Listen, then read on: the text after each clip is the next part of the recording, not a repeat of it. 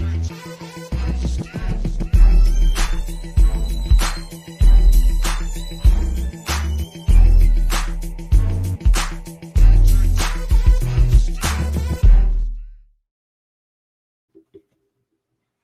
everybody. What's going on? I don't know. I guess some stuff's going on. All that Pat over here. Sorry, on New York Nerd Show, Slam Nation, Lord Cash. As always, it's a great time to see you. May the 4th be with you, by the way. I got my Bad Batch shirt on that dropped today on Disney Plus. Did you ever watch the? We're gonna do a little tangent here for a moment. Did you ever watch the Clone Wars or Rebels on like the new Clone Wars? I know you watched the older stuff that was on Cartoon Network. I watched an episode or two of each one. I didn't get into it. Strangely enough, I'm sure that if I really, went further, but like, yeah, it didn't ring a scratch an itch for me. But Okay. I've heard good things. Yeah, no. I've watched Star Wars Rebels 2, maybe 3 times. Because I know I've watched multiple episodes when it first aired live on TV, and then I think I'm on my 4th iteration of Clone Wars, and mostly that's because I've watched like once or twice as it aired, and then I did a rewatch because get this, they didn't broadcast them in order. I don't know what that's all about, right? So I rewatched them again in the numerical chronological order. Google it, you'll see how weird and wacky it is. Like whatever. And then I've watched it now a 4th time with the wife. So we're about halfway, almost through the season 5. And so the season 6 was the lost season, and then season 7 was the bonus season that we got with Disney Plus. And boy, oh boy, those last 5 or 6 episodes are just baller, man. Those are just good Star Wars stuff. I'll have to check that out. We're talking about how we went on a tangent. This is a great way to do a smooth transition. Did you ever see the wrestler, the Shockmaster, in WCW? Yeah, he's got the clone trooper or the stormtrooper helmet. Yeah, exactly. So he's who we should be thinking about today on Slam Nation Wrestling. We're trying to talk about May the 4th be with you. Exactly. So it's a Star Wars wrestling WWE crossover. That's what it is, right? It certainly is. And tonight won't really shock you. I'm just going to give that forewarning. I don't know if well, actually, it's not true. SmackDown was actually pretty shocking. Raw, it's shocking it's still on the air after all these years. Very, very true. It was an interesting 2 shows. I kind of said right before we went onto the air that as far as SmackDown goes, it was either one of the best shows I've seen in a long time, just because the matches were pretty solid, but there wasn't a lot of them. So there's a part of me that goes, well, this was like a waste of 90 minutes per se, because there wasn't a lot of content. Yeah. But there was quality, I think, over quantity. On SmackDown particularly, yes. So I felt that was halfway decent with the matches. As far as Raw goes, a third of the matches didn't even make it to the Hulu air, which I'm still boggled by that. I'm gonna go off on another tangent. I'm Tangent Lord Cash. Lord Tangent Cash. I don't know. That's like my middle name or something. But okay. SmackDown, 90 minutes. It's a 2-hour show on Fox. They take out the commercials, and you get stuck with a 90-minute show. Right. Why, tell me why, can they not do that with Raw and come up with, okay, it's not a 90-minute, it's a 2-hour show. Give me those 30 minutes extra. Maybe if it's, it's an hour 45, an hour 50, because realistically, some of these matches that did not air, I believe, based on the number of photos that I have from it, did not take place. That did not have a lot of stuff. Now, I'm sure they probably cut a lot of the backstage stuff. There's a new wrestler that gets signed to Raw. Nowhere on Hulu. Yeah, honestly, what's funny about that we'll talk about is, well, we'll talk about later, but it's Eva Marie making a return. They did not, WWE, it did not even put that on their YouTube channel. Huh. Like, there was things on their YouTube channel that didn't, because honestly, I kind of do a little bit of both. Like, I watch it live, and then I'll watch it. I watch the clips on YouTube too, just to kind of refresh myself. And when I saw, I was like, did I have some kind of weird fever dream? You know, it's like, I did see her that she's coming back, right? And I just had to go back and look it up. But yeah, it wasn't on YouTube at all, you know, or Hulu. So I don't know. I feel like they're missing an opportunity because, again, really, I feel people that are watching wrestling at this point in time, they're watching because they want to. They want the content. Right. So realistically, another 15, 20, 30 minutes, they're not gonna squawk at that by having that little bit of time frame extra, especially if you're getting rid of all the commercials and you just have it flow in a more fluid fashion. I just don't understand why. Just literally, like, one of these days, I'm gonna do it for next week, probably, maybe, I don't know. I'm going to take and dissect and get rid of all the commercials out of Raw and see what the runtime is. Yeah, I mean, I can't imagine it's.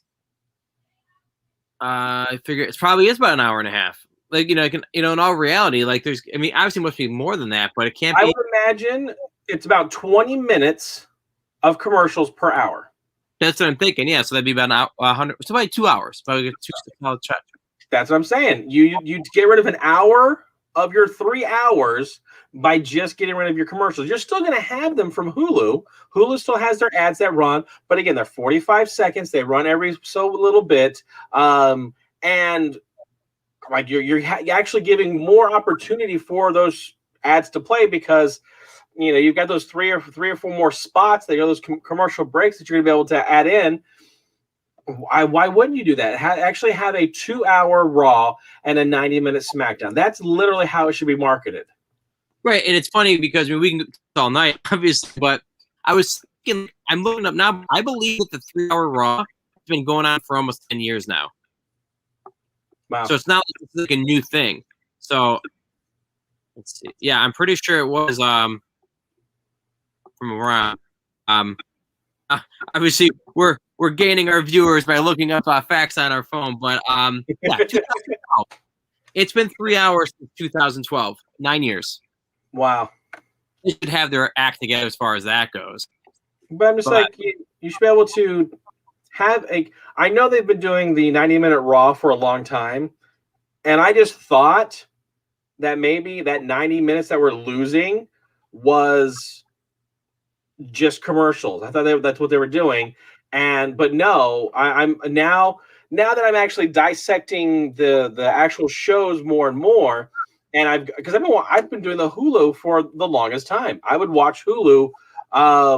Again, you say it's been going on for 10 years. I probably watched it for 9 of those. Only this last year where I've had a little bit of extra time more on hand because I'm at home, so that I can actually watch them during the day. I've been watching the actual broadcast, play off of USA. And now I'm like, well, who knows what I've missed? How many wrestling matches I've actually missed over, 7, 8, 9 years of just watching the 90-minute Raw. I think it'd be funny if we actually looked at it and, like, if there were, like, actually major storylines that you never knew. You just be like, John Cena? He was the champion? What? Yeah, and I know typically leading up to pay-per-views, you get the whole, here's the story, like leading up to it. And I looking back, I'm wondering, like, did I remember seeing that? Did that actually happen? Well, and it's probably one of those matches that, things that just wasn't broadcasted or wasn't shown on Hulu, but actually was broadcasted. And it's, I think it was last week or the week before, there was one of the episodes, like, when they were pushing the whole Nia Jax falling and tripping. And the whole episode, we talked about it, like, they showed the replay of it like 4 times. I wonder if they showed it all 4 times on Hulu. I don't know. It's like can only imagine. I would be kind of disappointed too. I would imagine like the competitors, right, or even like the writers, like if they have a segment that they're a part of, like are they like, oh, I hope it makes it past, I hope it makes it to Hulu, and if it doesn't, you're like, like, Man, yeah, release the USA cut. yeah, exactly. More people watch USA though. It's one of the most I think it's one of the biggest stations. It's on all the hotels or something. Yeah.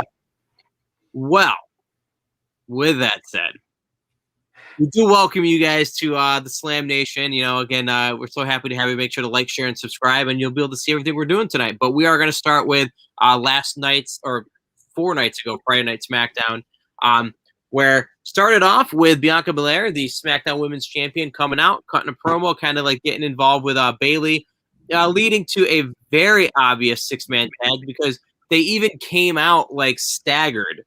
Like just to kind of say, like, okay, this is how we're building it up. Because it was, I think, Bianca came out first, then Bayley, and then the Street Profits, then the Dirty Dogs, something along those lines, where it was like, you could just have them all come out together, because if you're already leading to this obvious match. But Bayley finally getting back into the swing of things, while the Dirty Dogs and the Street Profits once again getting into the swing of things. I mean, it was a solid match, and like the finish, I feel like we say this every week. Montez Ford hitting a fantastic frog splash, this time a springboard variety. Didn't even get a chance to set up for it, just did it. Needless to say, the Street Profits and Bianca Belair were definitely looking dominant against their opponents this week. What do you thought? Oh yeah, they definitely were the stronger of the competitors out there that last week.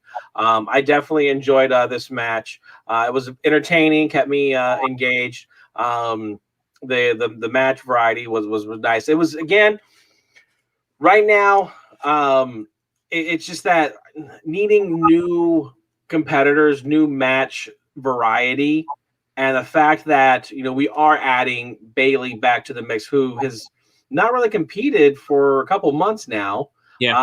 So I don't know if that was some medical restrictions she was having, or letting something heal up, which is fine if that's the case. You're still having her on the show doing the Ding Dong Hello show, which I think we need more of those episodes. Just by the way, I like her character as the talk show host of Ding Dong Hello. She's just obnoxious, and I love that character that she has for it. Which most of the time, if your heels, I don't like, because I'm not supposed to. But again, I can also appreciate the talent inside the ring, as well as the and I don't know if it's possible because they were face and went heel. So therefore, I like them because I like them as a face. So I will like them as a heel type of persona. Whereas if you've been a heel their entire time, I may not gravitate towards you as quickly. But I do appreciate the work that she's doing in the ring, as well as she does have some pretty good mic skills. Mm-hmm. So that's a big thing that I'm kind of noticing. A couple of the performers need to hit those mic skills a little bit more, need to level up a little bit. But yeah, no, everybody's good in that match. And again, having Bayley back in the ring, I think added enough freshness that I didn't mind seeing the Street Profits and the Dirty Dogs go at it again. I can see that. It is funny about, like, with Bayley. I agree with you as far as like that segment. First of all, I like the Ding Dong Hello as well, because not overplayed. It's not like Miz TV, which is on the run sheet every week for Raw, including this week. Even if they don't call it Miz TV, they still have a segment. But Bayley as a bad guy is light years away from when her run as a good guy. Not saying either one was better, but until you said it, I almost forgot about the hugger, the braid and all that. It was so long ago, it feels like. And it's really, I'm thinking I'm correct on this. The last time Bayley was actually wrestling, it was against Bianca Belair. Possibly. I don't. Again, it's been so long. I don't actually remember. I don't know if it was a triple, like a tag match where she was with her. Well, I just remember that she had the feud where like they did like the obstacle course.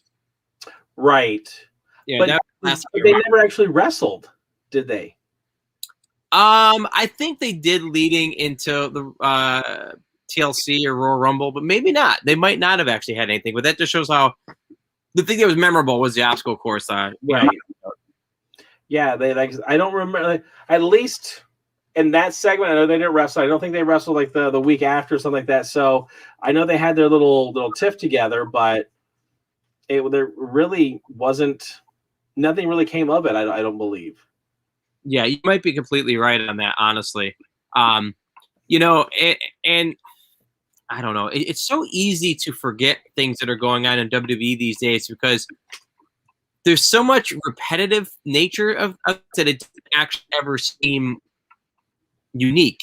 Like, once again, we had Tamina and Natty fight the SmackDown Tag Team Champions, which I don't get it. And for crying out loud, Tamina's got the ugliest Superfly splash in the world, and I try to be very positive, but it's just like it's ridiculous looking. But I don't get it. Tamina and Natty are continuing to fight with the women's tag team champions. Sometimes they win, sometimes they lose, but there's no progression. This particular week, Tamina, I believe, if I'm not mistaken, got the pinfall for her team with a Superfly splash. Yeah, I believe so. Yeah, and my God, like I don't understand. Like, what's going on in that company? It's like there's nothing happening. We talked about the booking by bubble. It's just, if that's the case, leave them off TV. Do something that's of interest to the viewer, because what's next? I mean, are they going to lose the belts to them? I mean, for some reason on Raw last night, they defended the tag team titles against Naomi and Lana, who they consistently beat, and nothing happened. I'm gonna say, was that actually? Yeah, it was for the tag team title. Yeah, that's why, like, when I was watching it, I was like, wait, how do they get a title shot? I don't understand. Yeah. I honestly couldn't tell you. It's like, it just doesn't make sense to me either. We'll talk about Charlotte Flair as well. She gets put into the mix for the Raw Women's title, and I know it's kind of out of the order, but it kind of ties together in my head anyway. There doesn't seem to be a progression in any of these stories or feuds that is actually a natural progression. Right. Even the SmackDown Women's Championship that was at WrestleMania, we saw that one too with Sasha Banks and and Bianca Belair. They were losing matches against the tag champs, yet they're still getting the title shots, and it didn't progress in a natural way. But I don't know. Two matches done on SmackDown, and in ring they were fine. They didn't really accomplish anything for what I would assume. They're going to finally fight for the tag titles at WrestleMania Backlash, if I had to guess. Right. And now, yeah, I would imagine that they're going to, again, it's what I said last week.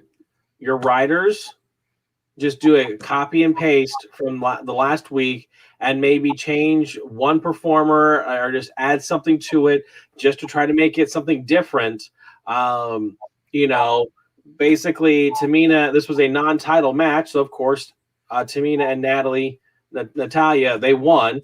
Then over on Raw, it was a for the belt, and of course, the champions won. It's just like how if it's a non-title, they'll lose, but if it's a title win, they'll win. And it's just like, I understand they're two different competitors, but I also say that because of the bubble, you've got someone going from SmackDown to Raw, flipping back and forth.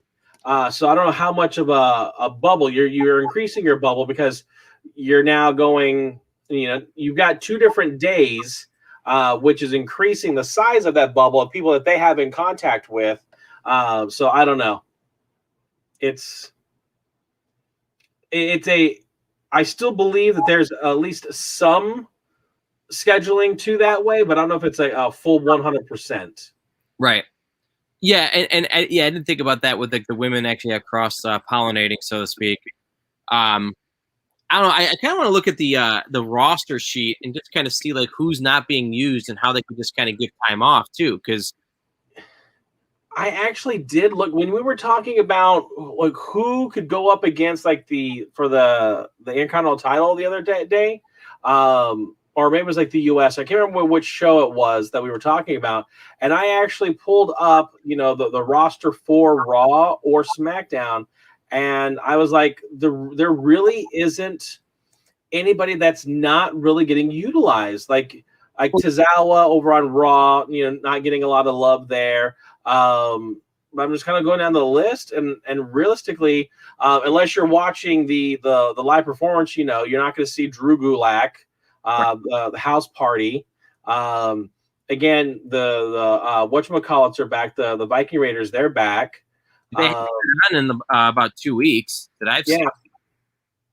So realistically, the one that as far as the females go, I haven't seen Nikki Cross in like the longest time. I don't think I've seen her at all this whole year. Right.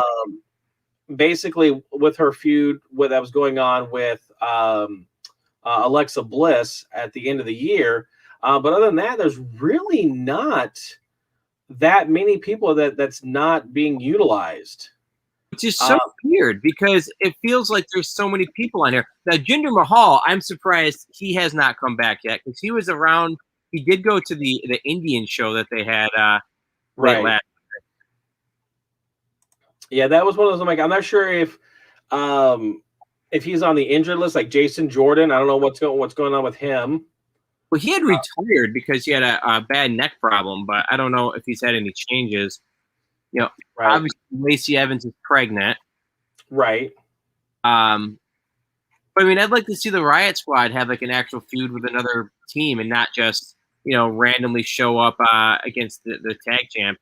Now, we saw Mansoor, by the way, on Raw, which I don't know. It was so weird that he showed up randomly, and he had like a 52 match winning streak they were talking about. That kind of caught me off guard because that was kind of an interesting, fresh face. But we haven't seen Ricochet in a while. Angel Garza has not wrestled much in a while, but he's been on backstage because actually he did fight this week though. He fought Drew Gulak. Yes. And I know they're in the process of bringing Aleister Black back.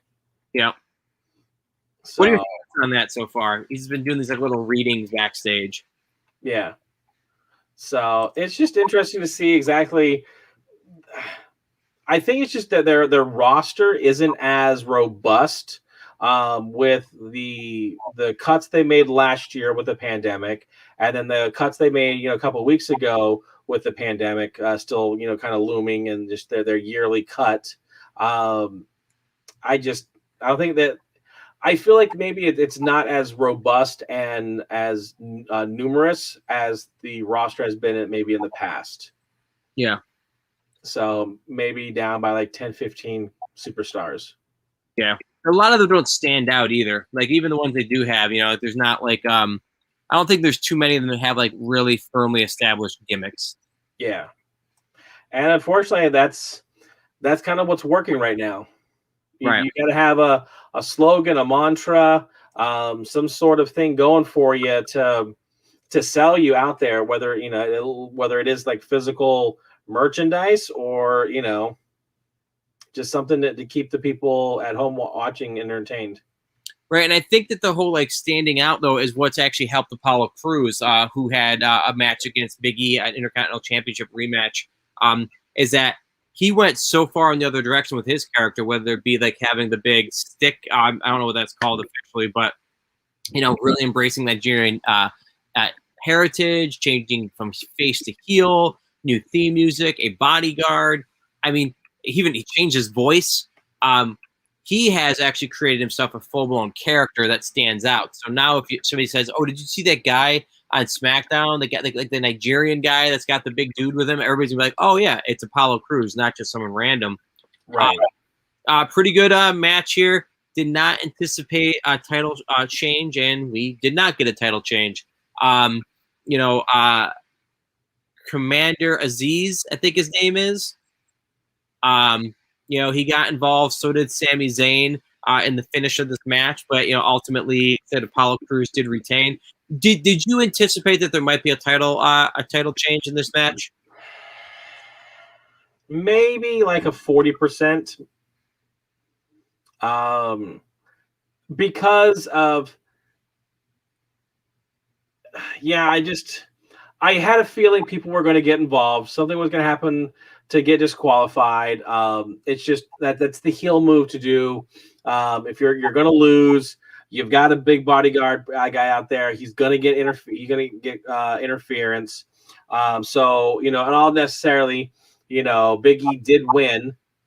But of course it was by DQ, so Apollo keeps the belt. What do you feel is like the next evolution for the IC title? Like what do you see building up to WrestleMania Backlash? Because I have my own theory. I mean, I think so WrestleMania Backlash is in 1 week, correct? It's not this Sunday. Not this weekend, but next Sunday. So it's the 16th. So I'm going to guess that we're going to have a fatal 4-way. That's exactly what my thought is. And but I still think that that's going to tie into allowing for Apollo Crews to win, keep the belt. I think Commander Aziz is going to do some kind of interference that will prevent, say, Sami Zayn, who is going to win, type of thing, or Kevin Owens. But we might have Sami Zayn pulled cheap one out of it because he's got the ability to kind of be a chicken. But yeah, I think it's gonna be a 4-way, at the pay-per-view. Right. Because they already did Big E. I can't imagine they're going to do that one more time. Yeah, it's very well possible. I know that they it's just they're definitely leading up to the Fatal 4 by having Kevin Owens and Sami Zayn and everybody getting involved in the match.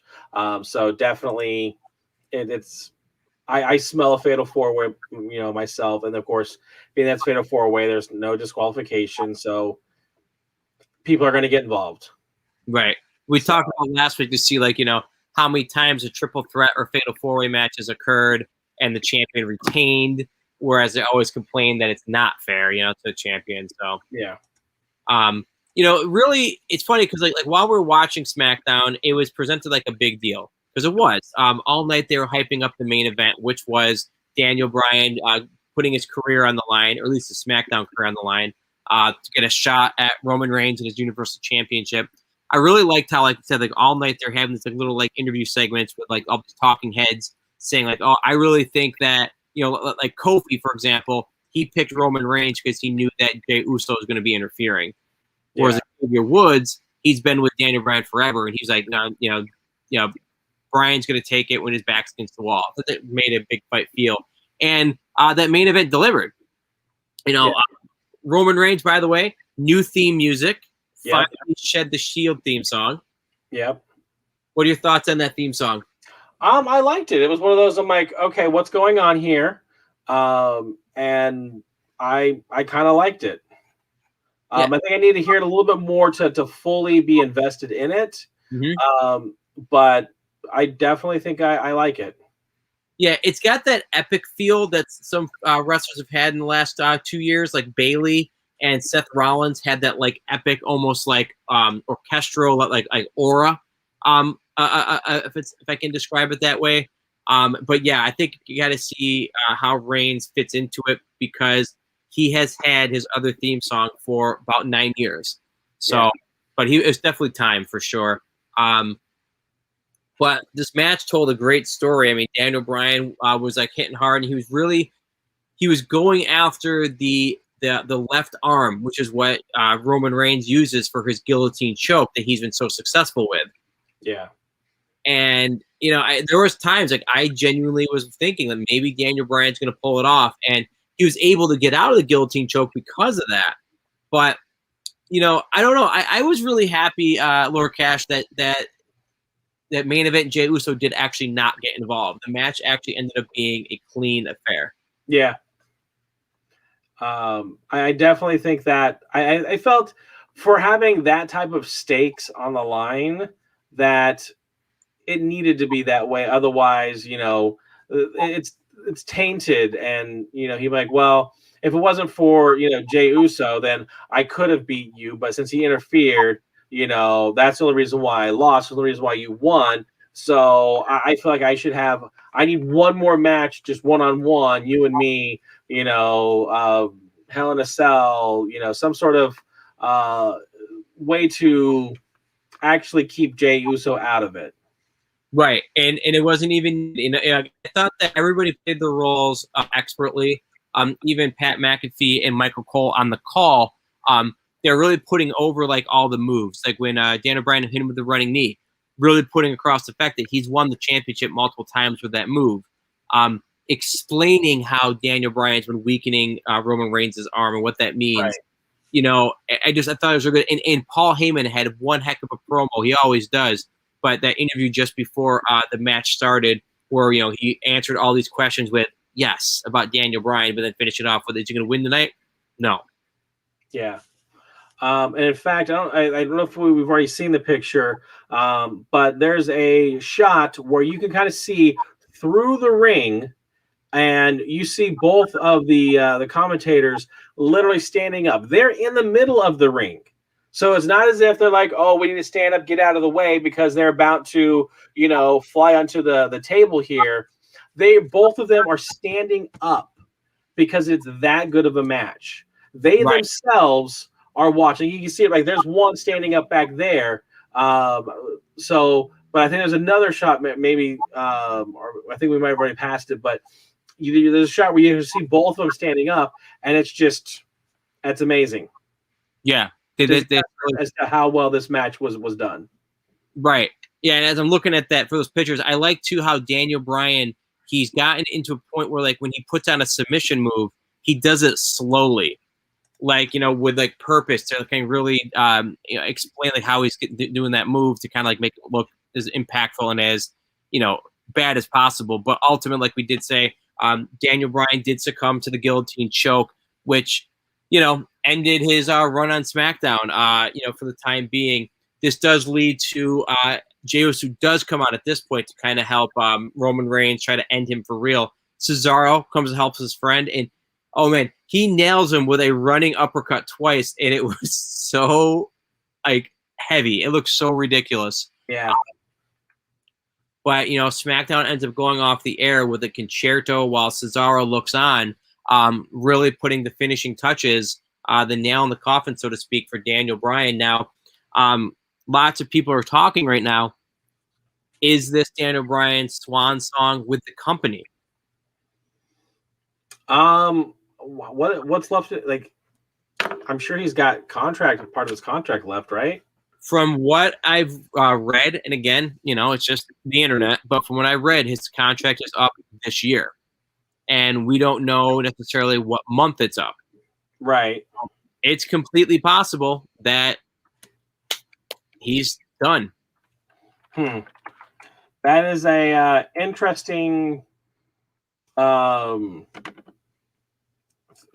theory as to, is he going to be going to another company, or is he just going to say, I'm done? I've done the return match. Because he's been back, maybe about 4 or 5 years now?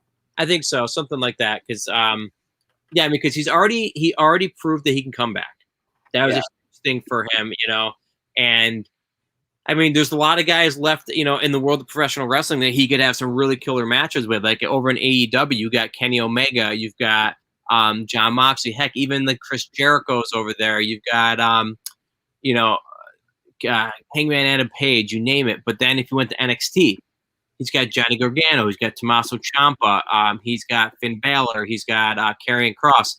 So there's a lot of opportunity for him to go against guys if he went to one of those two brands or one of those companies. But again, there has to be a point where you're like, you know what? I have a legendary career. I'm good. Yeah. And now that he has 2 kids now. Yeah. Yep. 2 daughters that, he goes home. He's going to be, fine financially, I'm sure, especially with, the Bellas having their, success of their TV show. Let her be the breadwinner, so to speak. I'm sure they're still going to sell the, Yes T-shirts. Right. So he's going to still get some money, residuals for that. According to the interweb, it's supposed to, his contract expires this fall. He signed a 3-year guaranteed contract with WWE back in September of 2018. Yeah. So figuring it would be up around that same time frame. I'm just surprised that it's May. That's, you're still got 4 more months on your contract. But I mean, they let people sit out their contracts for years too. You know what I mean? It all has to do is like, when they choose to execute the storylines. I mean, he's not coming back to SmackDown. We already know that. Unless he gets, Sonny Deville in his corner, like Charlotte Flair did. Right. But yeah, like I said, like I can only imagine. I mean, and the thing is funny, oddly enough, if he went to AEW, he could keep his theme song. Right. Because Rise of the Valkyrie it's public domain. It's a WWE theme song. But yeah, it'll be interesting to see what happens in the next couple months. But I mean, even if he doesn't go anywhere, I mean, he'll still pop up now and then, like Maurice does for the Miz and things like that. Yeah. So as we are going into our halftime show, so to speak, of Nerd Show, we just want to kind of let you guys know some of the things that we do as far as throughout the course of the week. We have a lot of different shows that we do have at various, events. Just so you know, if you do like, share, and subscribe, and whether it's on Twitter, Twitch, YouTube, or Facebook, you'll get a lot of updates as to different shows, any changes in schedule, or any kind of hot shows that just kind of come up unexpectedly.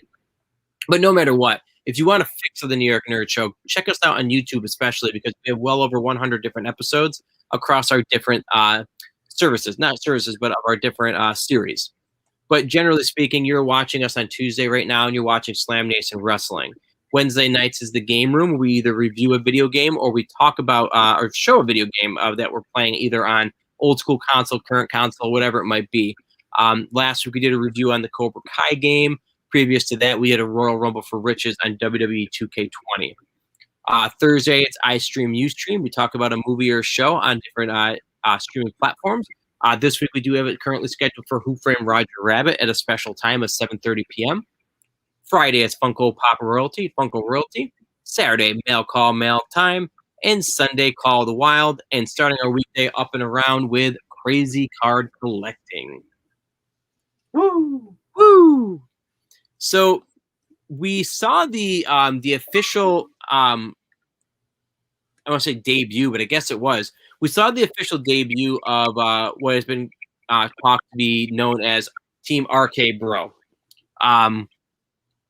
And last week, basically, we saw like the culmination after Randy Orton and Matt Riddle had an interaction the previous week where Matt Riddle pulled off the upset of the century by actually defeating him, the 14-time world champion. Big upset, especially because of the way that Matt Riddle had been booked up to that point. But that made me think about what were some of the other oddball tag teams that we have seen over the years where they put together 2 single stars to actually have possible success in the tag team ranks. Now, Lord Cash, you and I talked a little bit last week about one of our favorite tag teams that fell into this category, and that would have been Booker T and Goldust. Right. They had some like really funny moments. This is going very slow. Well, why is it going so slow? I have no idea. Well, is this stuck on your side too, or just on mine? Nope, it says oddball tag teams. awesome. I don't know if when you just did it because it's moving, and because the slideshow's about to end. Okay. So, well, I don't know if you're gonna have to share it another way. Let's see. I know the internet over here is pretty choppy, actually, just in general. Oh, there, maybe. There we go. Now it's actually. So we were talking about like Goldust and Booker T, Kane and RVD, Miz and Big Show. Even did you ever doubt it? But did you ever see High Energy? That was the tag team in the upper right. Nope. Never saw them because it looked like it was. Was that Coco? Yes, exactly. That was Coco. So yeah, a lot of these tag teams have had, they'll have success. Even like one that I kind of forgotten about. So I was thinking about this, which was Charlie Haas and Rico. They were the oddball team. Do you even remember them? Because like I was surprised that they were a tag team, but when I saw it, I remembered it. Yeah. But even they won the tag titles. So that made me wonder is, considering how fast and loose the WWE plays with their titles, I think it's a really good chance that we might see these guys actually win the tag team titles for a brief span. Do you have any thoughts on that? You think that we're actually going to see RK Bro win the gold? I think we just might.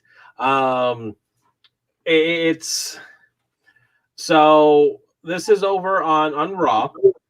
Mm-hmm. So our tag champions finally came back from vacation from WrestleMania. So they made their Raw debut as the Raw Tag Team Champions last night. I feel that these two could go the distance against Omos and AJ Styles.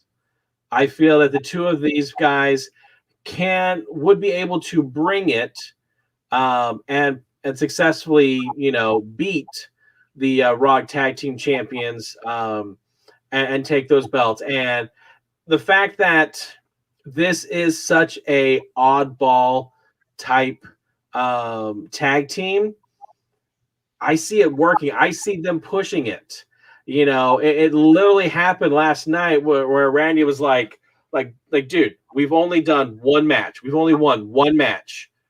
Relax. And then as soon as he walked away and paused, I literally quoted his next line. And essentially, it wasn't exactly it, but pretty much you want to make it two. Where he's like, do you want to go out there to the ring and handle business? And again, I love Randy Orton. I love Riddle. It's this team together just for me works. I absolutely adore it. So I really do hope that we do get an RK Bro t-shirt. I really do hope we get RK Bro tag team champions because to me, I feel it's inevitable. So yeah, I think the only reason why I would say that they might not win the belts is only because Omos and AJ are so new as a tag team champions. But they, like you said, though, like they already eliminated the former champs and got that out of their system, so you don't have to worry about that anymore. But yeah, I didn't expect to like this team. But they needed something to kind of wash their palate, cleanse their palate for because Orton had that long, like really ridiculously odd feud with the Fiend.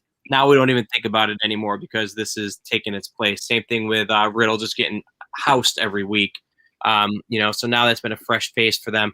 I like it. I do like it, and it's funny. Like on the first image of that slide, I don't know if that was an official image or somebody just photoshopped it, but that whole thing, Orton's like, this guy, like that, the whole like, that odd couple photo. I'm like, that's perfect. So I think they are committed to it. Yep.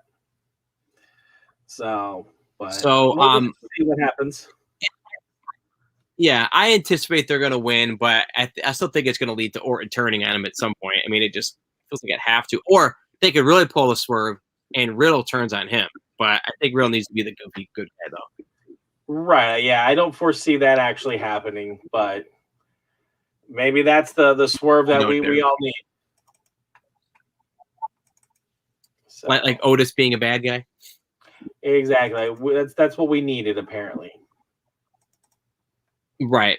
So Raw, as we mentioned, one of the first matches of the night, if not the first match, actually, was the Raw Tag Team Champions going against the New Day, defending their belts after being apparently in the Bahamas celebrating or whatever it was for 3 weeks, Something whatever the excuse. Yeah. Good match. They furthered the idea that their tag team finish is going to be the phenomenal forearm off the shoulders.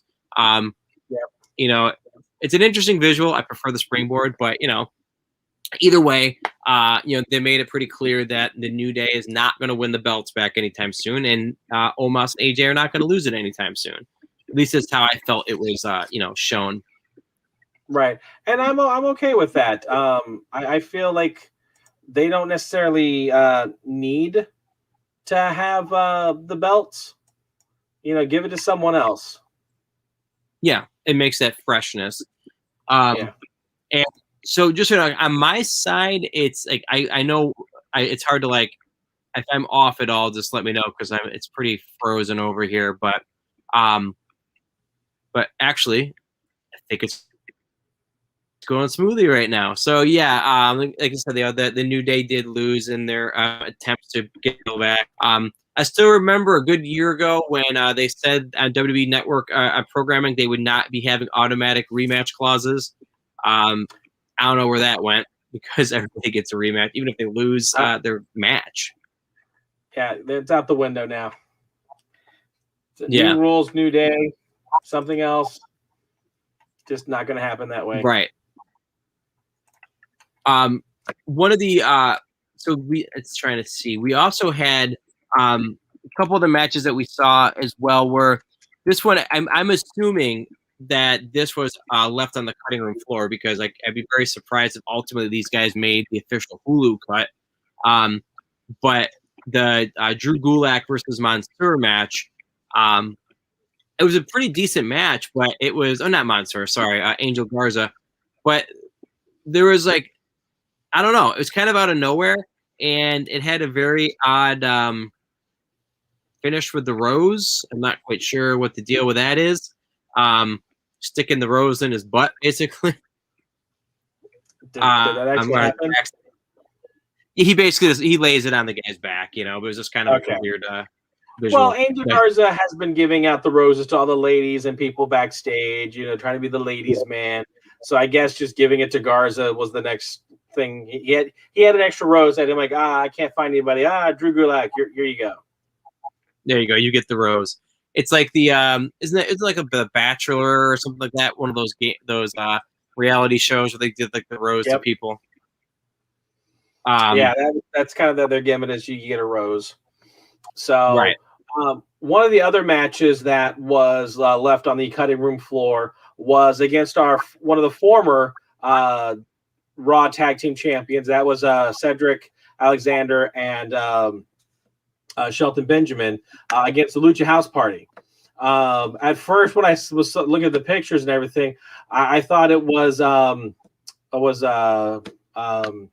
Mysterio, but obviously that's the different brand.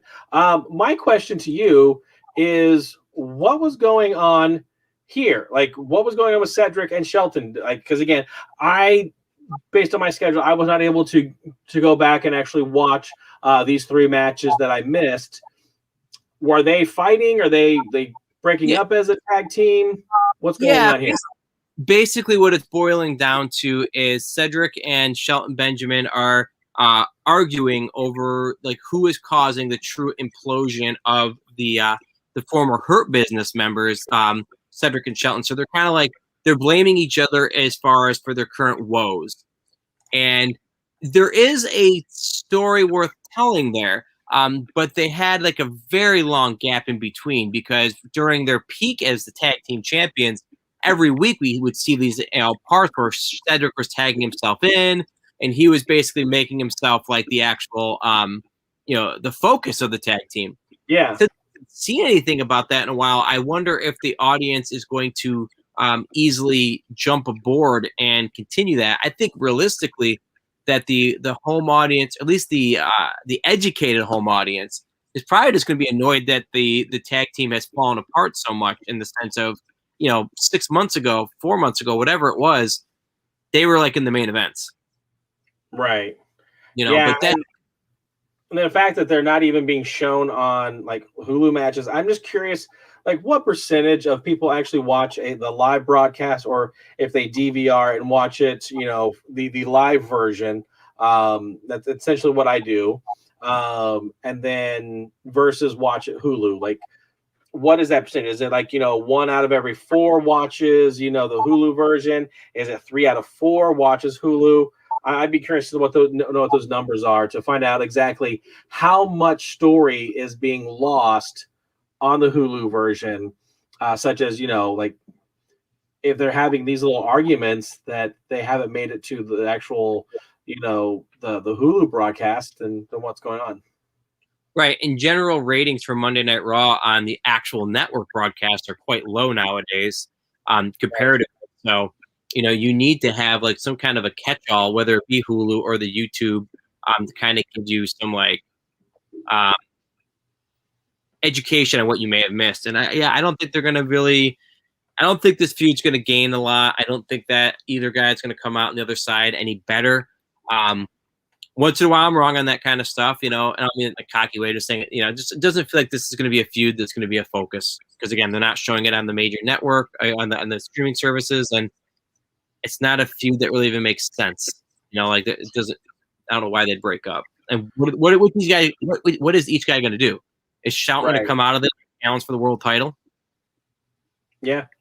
Well, speaking of another feud that doesn't make sense, we mentioned that Mansoor made his Raw debut. He signed the contract, but went up against a Sheamus in a non-title, and pretty much loses. Yeah. So I don't know what's going on with there. I know there was the battle between him and Humberto, whether or not that's something they're going to pursue later on. But I'm just curious, exactly who Sheamus is going to fight, if he's going to have a match at the WrestleMania Backlash. I'm just curious of what's going to happen there. I mean, it's probably going to be Humberto Carrillo, only because they did also continue that storyline on Raw, where this week Sheamus got the upper hand and beat him up backstage. So they are kind of going tit for tat, like every other week. So yeah, I would imagine they're going to end up fighting at WrestleMania Backlash in an actual match. I don't see Humberto winning the belt. I think it's too early for him. But at the same time, sometimes the guys get the belt really early and it does help them. So we'll have to see. But yeah, it was a surprise seeing the Mansoor. And again, it was fresh, but it didn't do much for him, It just needed more. So more time to sizzle, more time to marinate or whatever. And maybe, having a new person, on the show will give it some new life. So right, I can't imagine that many people that were watching actually even knew who that was. Right. So, but we're gonna go ahead and jump over to one of our women division matches, because this one had some stuff that has some implications for WrestleMania Backlash, and that was Charlotte going up against Dana Brooke. We had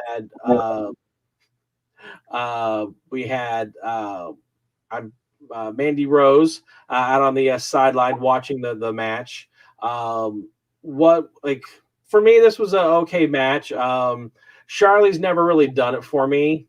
As far as a competitor, I don't know why she's, I realize that the name carries her a lot. And sure, there's a lot of stuff that she does that I can't. So I'm not trying to take that away from her, but it just, as far as the entertaining and the performance aspect of it,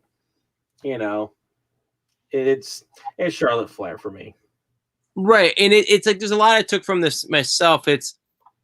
So I don't understand why they don't give like a Dana Brooke or a Mandy Rose an actual extended run with anything.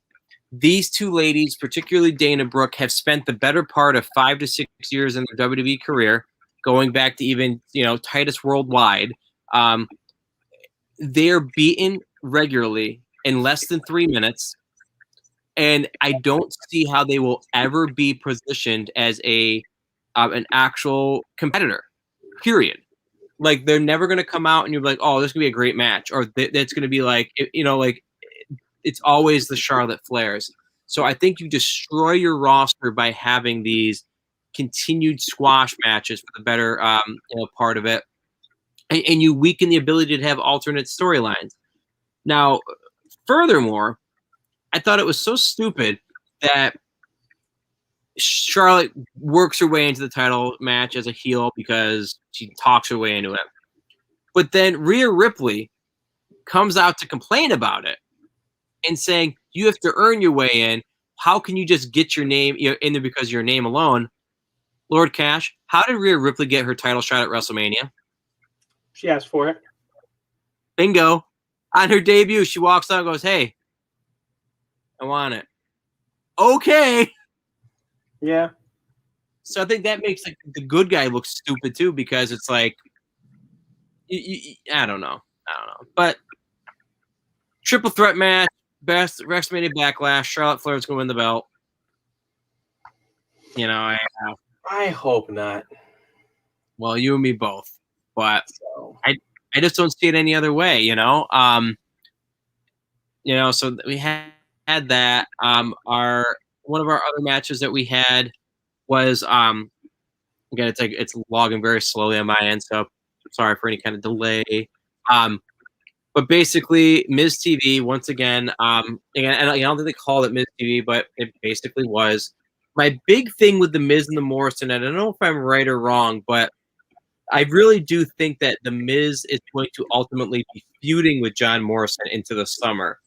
I just feel like there's like little hints, here and there about that Miz is thinking he's a little bit bigger than John Morrison at times. Could be totally wrong. I'm just hopeful because I think they'd be great together as a feud because I don't think they ever had an official feud. Even when back in the draft back in like 2011 and they got split up as a tag team champions, I don't think they ever had the opportunity to truly feud. So that would be fresh to me. But, rinse and repeat, Damian Priest beats Morrison, continues his technical undefeated streak, but, not really. But his rival for sure. Right. Yeah, I see where you're coming from with the little hints here and there. A lot of it's, a mic stuff that is causing the rift, where Morrison will say something and Miz is like, wait, no, that's not right,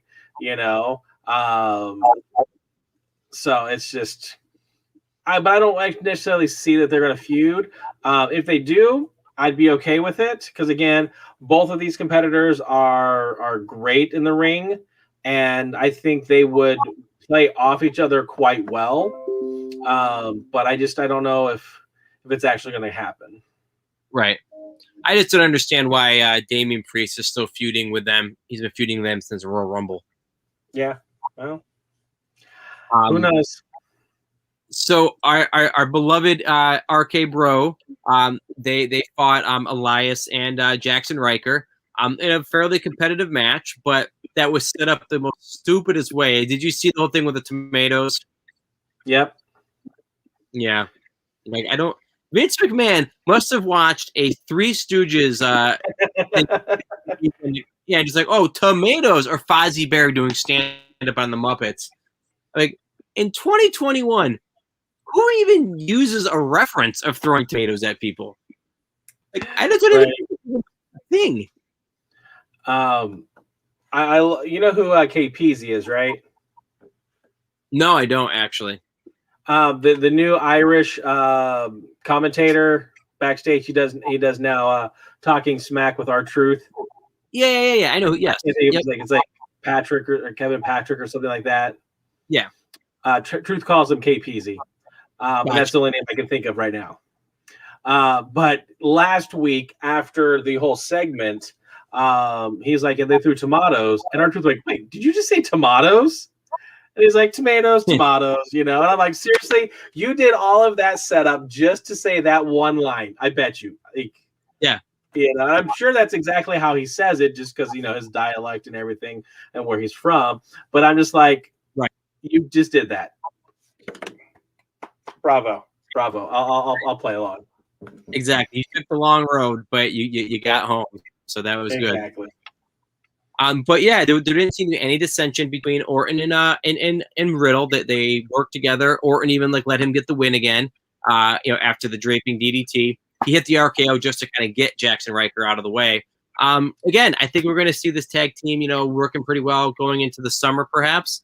But at some point, there is going to be an explosion. I would imagine. But like I said, inevitable.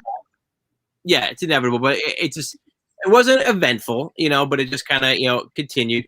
I do love the Matt Riddle like just obliviousness thing, because even when he got hit with the tomatoes in the backstage, it looks so dumb. But then he just goes beep beep, just goes zooming by in his scooter, just like, come on, man, let's go.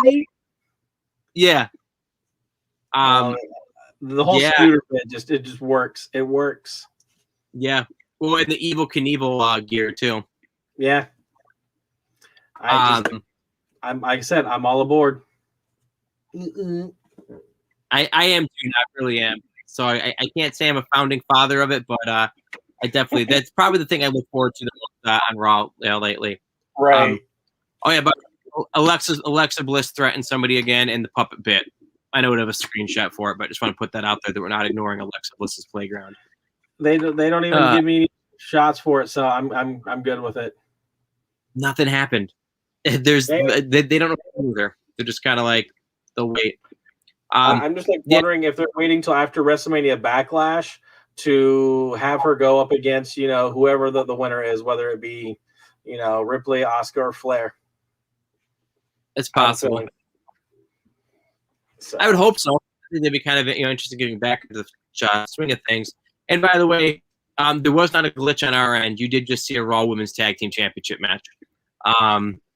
Lana and Naomi, who always lose. Once in a blue moon, they pulled off a win, but they got a title shot again for whatever reason. They lost in about a minute and a half. I don't know what to say. Cash, I think we need to cover the weather next week. It might actually change. Yeah. Be more eventful. Yes. Like a cool front moving down, some participation. We talk about how these people get like title shots, by the way, and it's like really stupid. Like they come out pointing at a sign, or like they attack somebody, or they like whatever it might be. The way that they came up with the main event this week was quite dumb as well. They flipped the coin. Yep. So Braun Strowman, decided to stop working on his car for a couple minutes. And by the way, he looks like a mechanic. I don't understand his gear. He's been wearing that for a while now, and it's like you change it up over time so you can sell more action figures. I get that, but the Braun Strowman, the green shirt, and I don't know, but I don't know. I'm off topic on that, but yeah, he fought the champion Lashley. He did beat him, but there was a lot of interference from Drew McIntyre. Who basically knocked them both out with claymores, and ultimately, he did get the. Oh no, wait, yeah, he did get, or did Lashley get the win? Lashley got the win. He got him with the spear. That's right.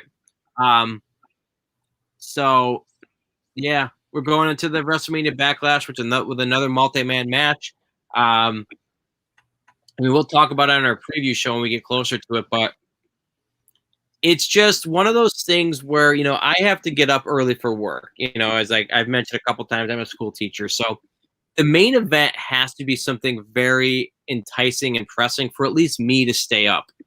And I know I'm probably the minority. I don't know. This wasn't enticing to me. Like, I figured it wasn't going to be anything interesting of a match because nothing's on the line. It wasn't like whoever wins gets an advantage in the match, or it wasn't for the belt or anything like that. No, it was just straight up like whoever wins is just gonna get beat up after. Whoever loses is gonna get beat up too. It's that thing was gonna happen. Well, then again, so Drew McIntyre didn't get to wrestle tonight, but guess who gets to wrestle next week? It's Drew and Bobby next week. Yeah. So I'm like, okay. Sure, why not? it wasn't necessary to even like, do the flip coin toss because you're going to get it anyway. Well, okay, it's who's going to get the beat down tonight, who's going to be beat down next week. But to be fair, the week prior, they did Braun and Drew stipulation. Then now they've done Bobby and Braun, and now they're going to do Bobby and Drew. So each of the three, like all three of them, have had a singles match with everyone. Yeah. So at least in that aspect, that they've built it properly to that triple threat, I feel. I think I understand what you're saying. I think it would have been almost more interesting if like they booked it in a way that each one of them got a clean victory over someone else. Right. Because that way you'd be like, oh man, I don't know what's gonna happen on Sunday because like I know Braun can beat Lashley, but Lashley can beat Drew. Like, whereas it's just kind of like we didn't gain anything from these matches. Well, what if, saying that, because you had Braun beat Drew, then you had Bobby beat Braun, what if next Monday Drew beats Bobby? I think that's what's going to happen. And that way all three of them hold a victory over one of them. And so that at least is probably going to tie into going into the pay-per-view that, okay, they each have a victory over someone. Yeah. Of their singles match. So now in the triple threat, what's going to happen? Right. I think that'll make it, I won't even say interesting, but it'll give them something to spin off of. Okay. You're skimming the bottom. It'll be more interesting. Yeah. Right. But I'm hoping that next week we have a more interesting show. I mean, SmackDown this Friday will have some fallout for sure. As far as everything goes. I have a question, not to put you on the spot, but I'm going to put you on the spot. Bring it. It would change the format, but instead of 100% covering Raw next week, or even SmackDown, because Lord knows nothing's going to change unless something, do you have any interest in watching AEW tomorrow? They're having a really big show. Sure, why not? I'm interested. I record them. I just don't watch them as much as I should. So let's do next week, next Tuesday, normal time. Let's do an AEW review because tomorrow's their big paper. Well, they're on TNT show Blood and Guts, and we're gonna stick a really big like a War Games kind of match between Chris Jericho's Inner Circle and MJF's Pinnacle Group, and no matter that what, will air on the normal like TNT. Yep, it's 8:00 on TNT. Okay, well then, like I said, I'm recording it. I'll watch it, and then we'll talk about it next week. Yeah, we'll do that instead of Raw and SmackDown. Yeah, why not? Let's cover. Yeah, because I think that. Yeah, because I think that you and I we've kind of hit like a wall for the past 2 or 3 weeks because they've done nothing on Raw and SmackDown. It's just kind of like when the highlight. Yeah, when the highlight. Right, when the highlight is a guy that rides a scooter for 5 hours worth of programming. If the highlight is a guy running by in a scooter when a guy's covered in tomatoes, I think we need to take a break as well. Yep. So I'll be curious what your thoughts are on AEW as well. So maybe that'll kind of get some thoughts out there. I do have a friend that really wants to do stuff with AEW anyway too. So I might be able to get him to kind of peek in. We'll see. We'll talk about that right on before, but Well, we calling it a night. Well, with that being said, everybody, we do appreciate.